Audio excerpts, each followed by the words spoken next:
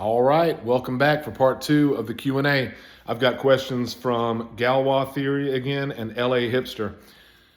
From Galois Theory, either I missed this question the first time or you edited your post after I started the last one. Either way, the question is, what hobbies do I have outside of fitness? Well, besides going to work every day, coming home, hanging out with my wife, lifting weights, doing my cardio and all that stuff, really the only other hobby you might call it would be writing. I've written a number of books. There are at least two of them available right now. There's my first book that I ever published was called Jamie Jones and the Sons of Noah. It's a kind of a middle grade science fiction book about a transport ship that colonizes a planet called Kepler. And, you know, their kind of adventures along the way and when they get there. That was published back in 2016, and it was actually a big thread on the OG MISC, probably forgotten by now, but lots of people back then read it, liked it. I recently republished that book earlier on this year. The other book is called Beat Last Week. I actually republished Jamie Jones when I published Beat Last Week, which is a lifting book that compiles all the information that I have learned over all the years. Basically, each chapter synthesizes a training program for people who are trying to develop their own training programs rather than hire some coach. So one chapter teaches you how to build a program like Jim Wendler's 531. Another one teaches you how to build a program like the West Side Barbell approach to training. Another one teaches you how to build a program like the American linear system of powerlifting. Another one is the system I learned from Wade Johnson when I was training with him. I mentioned him in part one of the Q&A. My own system that I've kind of developed. Anyway, I didn't set out to peddle my books here, but you asked what my hobbies are. Another one is writing. All right, next. How has discipline from training carried over into my real life? Well, that's kind of a chicken and the egg question, right? Am I the type of person who is disciplined in my real life such that I train day after day after day, week after week after week, and stay disciplined at that, and show up to work every day on time, am the same person consistently for my wife over and over and over again for years and years and years. Same thing for my kids. And I am that guy. I am the consistent, dedicated guy. Everybody knows that I'll be at work an hour early every single day of my life. Not every day except Friday. Not every day except my birthday. Every single day. Is that because of some of the discipline that I built lifting weights early on, or is the lifting weights just part of my characteristics as a person? Who knows? Next, looks maxing. Don't know a whole lot about it. I see people talking about it. So you're talking about the type of thing where people are, injecting Botox, they're taking pills and potions, they're getting hair transplants, trying to look and feel younger ostensibly for women, for female attention. I don't know anything about it, and it's just not my thing. If that's your thing, good luck. I hope it works for you. I don't know. I like to lift weights, and I've been married since 2002, like I said in part one of the Q&A. So I'm not looking for women. So I don't know. Protein. How does that change the physique versus just being a satiating macronutrient? You say that you have eaten anywhere from 1 to 3 grams per pound of body weight, and wondering if it's really doing much for building muscle or if it's really just for hunger control. I can tell you this, I would say that, of course, all the research, everybody knows the research shows that eating something in the neighborhood of 0.8 to 1 gram of protein per pound of body weight is what you would need to optimize protein utilization for muscle retention or even muscle building. And the rest of the equation would be eating enough carbs to stay, depending on whether or not you're trying to be at maintenance or build muscle, so you'd factor in your carbs, and then factor in somewhere around 0.3 grams of fat per pound of body weight to optimize hormone production or something like that.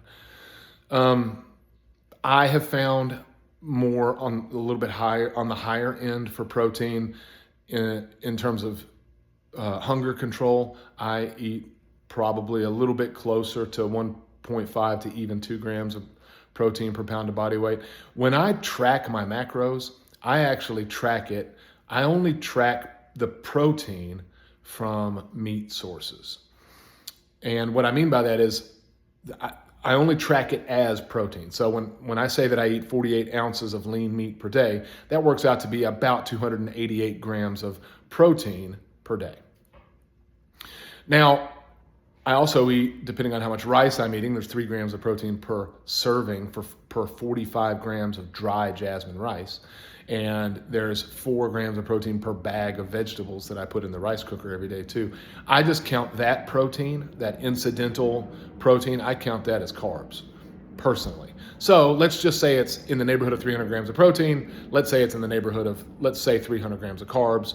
If we're talking about a maintenance diet, I'm actually deep in a cut right now. I don't know if you can tell my eyes are, I've got that, if I was a bodybuilder, you might say I have death face, my cheeks are all sunken in.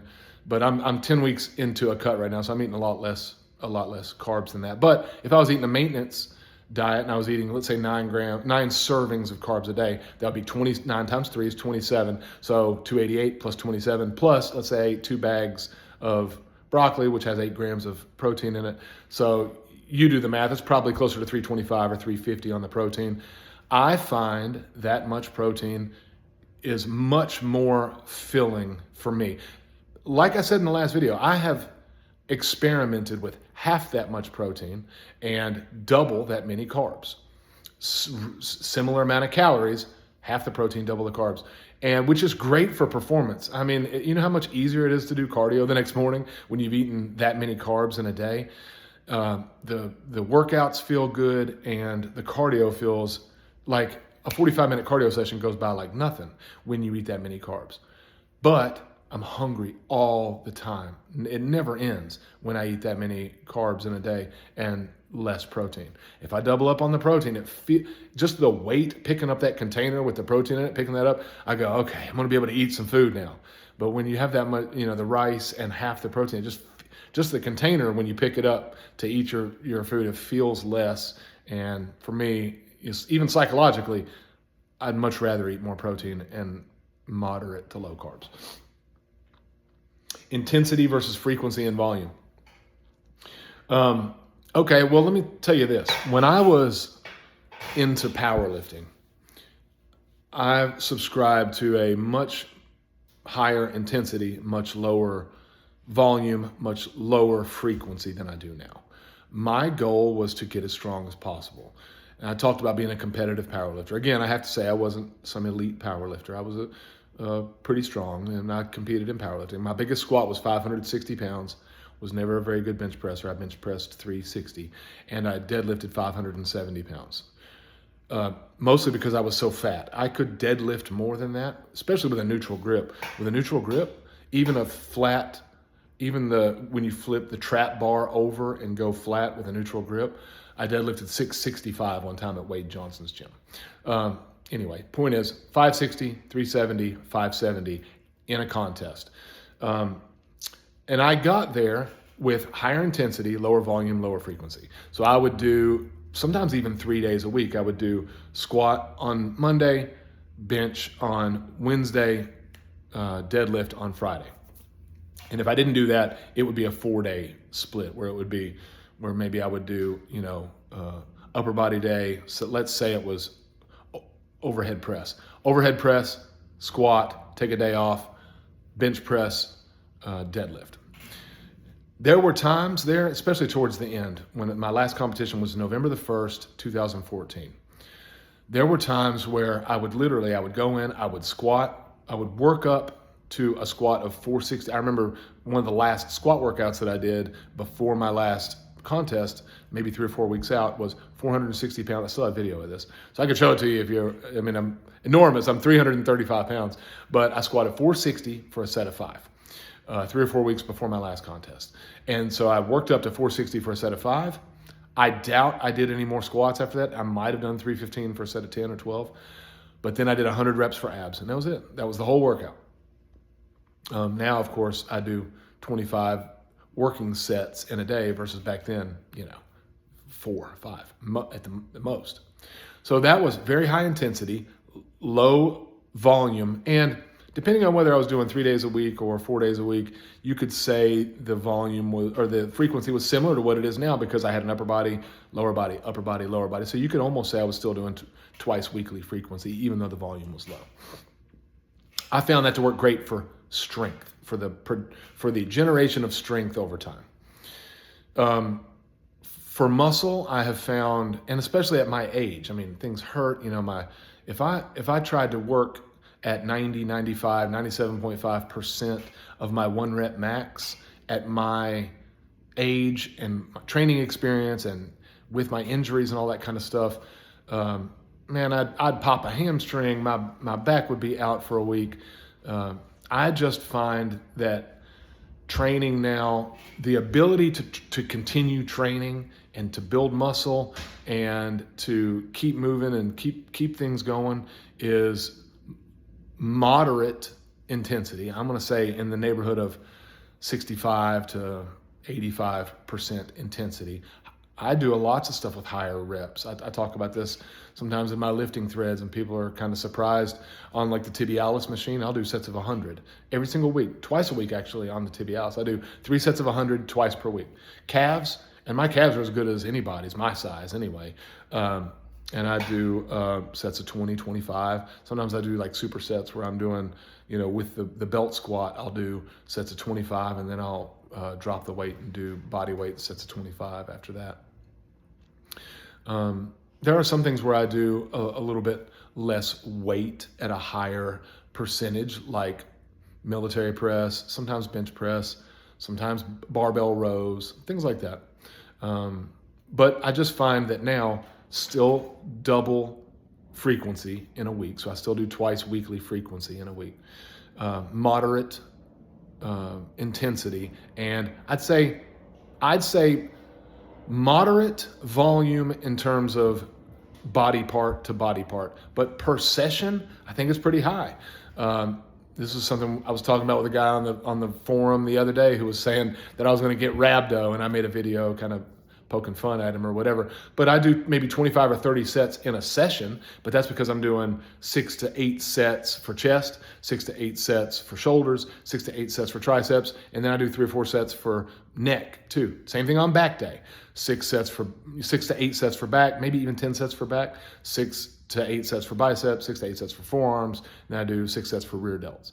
So per session, the volume is high. Per body part, the session, it's moderate when you factor in that twice a week. That's 12 to 16 sets per week, something like that.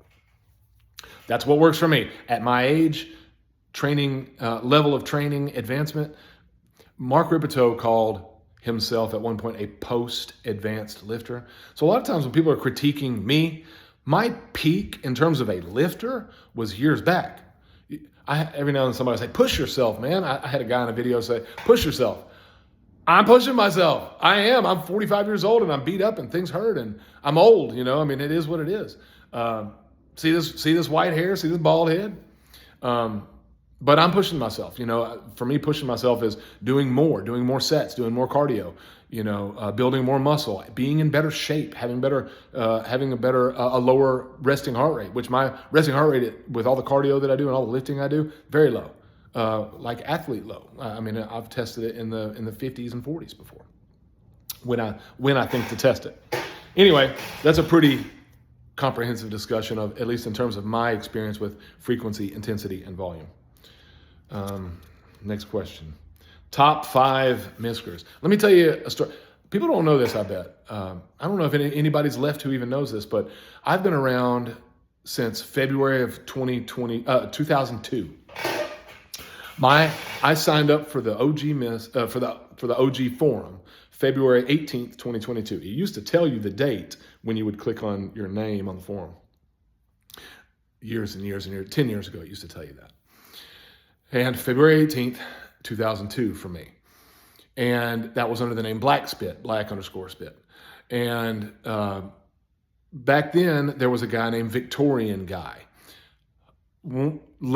Hilarious. I mean, he created and he wasn't just on bodybuilding.com. And this was actually before the MISC. This was when it was just one forum. I don't know if people know this either, but a quick history lesson. It split from just a forum to all of a sudden you had supplements, then you had nutrition, and then they added in the MISC. Then they had like sections of the MISC like pornography. I don't know if people remember that either. They had a pornography section on the MISC. And then they banned that. They were trying to be more whatever, which obviously failed. And anyway, there was this guy named Victorian Guy who would post, and he would post these ridiculous stories about how Jim Manion had insulted him. So he showed up at the IFBB offices, beat him over the head with an IFBB trophy, and he had a servant named Nobby, an African servant named Nobby, who would, join him in his like Batman-like tales through the IFBB offices. Probably the funniest MISCer ever, long forgotten to history. Another one would be Metro Bra. I'm a little bit biased towards him. He's the nicest guy in the world. He's been here in this gym to train with me, I don't know, 50 times probably over the past 3 or 4 years. Nicest guy in the world, smart, easy to get along with, good guy. I wouldn't even be able to think of a lot more names than that right now off the top of my head, to be honest with you. There are several guys on the forums right now that I like, LA Hipster being one of them, but at what cost? Nothing Shocking is a nice guy. I know him a little bit on Instagram. Flex, I like Flex. I'm sure there's lots more that I'm not thinking of. Here's something: good versus bad of bodybuilding, obsessive compulsive, anxiety, body dysmorphia. I talked about that a little bit on the part 1 of the Q&A. Yeah, here's another chicken and the egg question. There was a great film, if you guys have never watched a film series called Raising the Bar by a guy named Mike Pulcinella.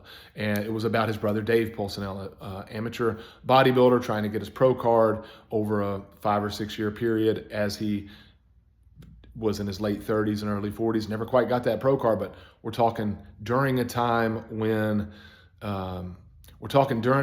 it was really difficult to get an IFBB Pro card because they only gave it out to the overall winner of the whole show. Now they'll give it to the winner of each weight class. Sometimes they'll give it out to 2 or 3 winners of a weight class. But Dave Pulcinella, along with maybe Dave Palumbo, are 2 of the maybe top bodybuilders of that era who managed not to get their pro card because they were competing against people like Phil Heath and people like that who ended up beating them out. Anyway, in that movie, Dave Pulcinella says, this sport spawns more neuroses than any other. And so that's the question, right? Does it spawn more neuroses, or are these neuroses already inherent in people who choose this way of life? I don't even want to call it a sport because I don't compete in any bodybuilding sport. And in the last Q&A, I mentioned I don't even consider myself a bodybuilder. I've adopted that lifestyle. But so that's, am I and other people like me the type of person who has strict routines? I don't love labels, even though I work with labels for my job all the time. As I mentioned before, I'm a special education case manager and teacher. But the type of person who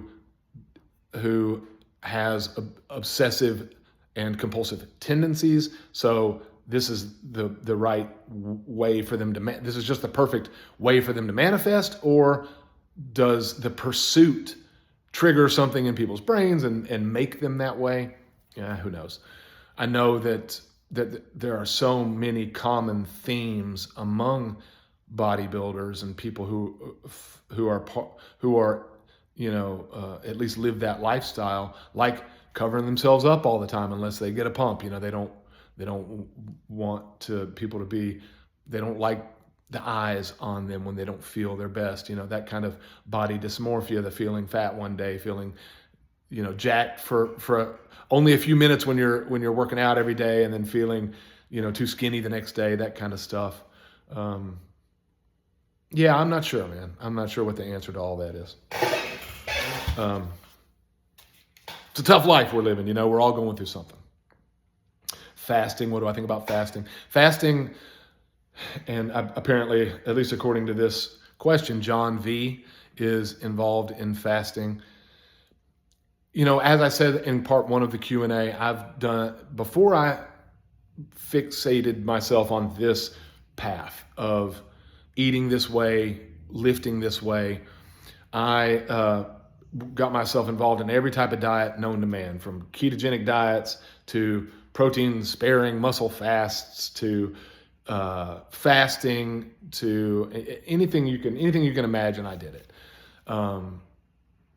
Fasting, like cyclical ketogenic diets, to me probably encourages binging in people with a predilection for binging. Probably not the right move. If you're already significantly overweight and you fast and lose 12 pounds over a 3-day period, 20 pounds over a 3-day period, whatever it is, first off, you have to know that 8 or 10 of that is glycogen and water. And let's say you do manage to lose 10 pounds of fat and not 5 pounds of fat and 5 pounds of muscle, like is probably closer to the truth. Let's say you lost 10 pounds of fat and you actually look better than you did before. Well, as soon as you start eating, first off, you're going to put the 10 pounds immediately right back on. But what are the odds that you're not going to overcompensate and binge yourself back up to that 20 pounds again? If you're 290 pounds or whatever it is you are, in my case, I was 392 at one point. What are the odds that I'm not going to blast myself back up to 396 after that fast is over? I just think a calorie deficit, a controlled calorie deficit, weighing your food, measuring your food, tracking it like a scientist is, for me, the way to go. I don't think fasting is the right move for somebody with binging issues. So apparently we've got somebody on the forum screwing around with steroids and different SARMs and things like that. So I'm not going to sit here and pretend like I never used any. It was the Wild West. Let me tell you something. Back in 2002, when, like I said, I started out on the forums, back then it was the Wild West. And they were showing people how to make Tren back then out of, it was called Phenaplex. You'd buy the Phenaplex kit from the, what's the name of the animal feed store? Tractor Supply. You could buy the Phenaplex from the Tractor Supply. You'd buy your kit from animalkits.com.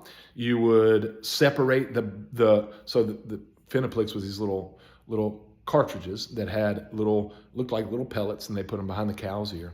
You take it, you put it in the kit, it separates the glue from the pellet from the drug, and then you pull the stuff, the binders and the glue out of it, and what you're left with is the drug. They taught you how to do these things on the forum. This was everywhere. So I mentioned they had a pornography section. They had a steroid section too, just for that, just for how to make. It's called, I think it was called the homebrew section. They called it homebrew because people were making them at home. You could make testosterone, not enanthate, not cypionate, propionate. You could make testosterone propionate with, they called them Synovex cartridges. So the same company that made those Phenaplex made the Synovex. What I'm getting at is, back in those days, I was 21, 22, 23 years old. It was the Wild West. And then later on, now I was never doing things that were illegal. I remember buying Epistane. Lots of these, back when the androstenediol poppers they were called andro poppers. They were chewable, like Flintstone versions of andro. Then they had, that was made by Pinnacle. You had your Pinnacle andro poppers. You had the M1T. You had 1AD, you had 6-oxo. All these things now are illegal. All these things now, especially like the M1T, Epistane, Superdraw, all these things are now considered legit steroids. Superdraw is considered like Anadrol or something like that now, as far as I know. And keep in mind, all these things were on the shelf. I was a store manager at GNC. So I was a personal trainer. I mentioned that in part one of the Q&A. But I was also a store manager at GNC and Vitamin Shop and Vitamin World, all three of them at different points in my younger days. These things were on the shelf. The things that are now considered Schedule 3 steroids were on the shelf. You don't think I ever bought that stuff? When I was early on in my powerlifting journey, I remember taking 2 or 3 bottles of Epistane, which is now, you can buy it in the UK from what I understand, but you wouldn't be able to find it anywhere around here, I don't think, because it's a scheduled drug. With all that said, I'm too old and I'm too nervous about, messing up my heart or my cholesterol or my health. I don't use anything like that anymore. I wouldn't use anything like that anymore. I have been open about using things like peptides, BPC 157, TB 500, things like that. I don't have any problem being open about that. I recommend those things. I think they're helpful. But I think peptides, if you're buying from these as trustworthy as they can be, they're providing a certificate of analysis. You can take that certificate of analysis and check it. You go to ChatGPT and see if the people in the certificate of analysis are real. Are these real people? Do these people really run these labs? Do these people really, are these people really exist? And to the best of your knowledge, is this stuff legit? And if they've got a certificate of analysis and those people exist and those people are signing off on it and that's their signature, I feel like it's pretty safe to buy these peptides from these peptide stores that follow those protocols. Other than that, I tend to agree with you that it's probably not your best move to be buying black market steroids, for that have God knows what in them. I do know Dave Palumbo. I watch his RX Muscle show quite a bit, and he sells a steroid testing kit. So I guess you could always, if you did buy something from a place like that, you could always test and see what to make sure that this stuff you're buying is legit, if it's real.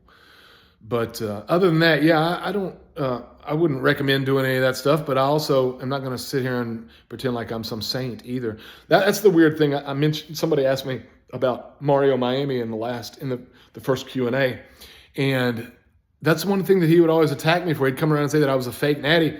Well, how can you be a fake natty if you never claimed to be a natty in the first place? I think it's a silly term. I was taking stuff in 2006 that would be that is by definition a steroid, but you would buy it at GNC. So whatever. It's not natty, which is just a dumb word anyway. All right, let's see if we got any more questions. I think that's it. I think I answered pretty much everything.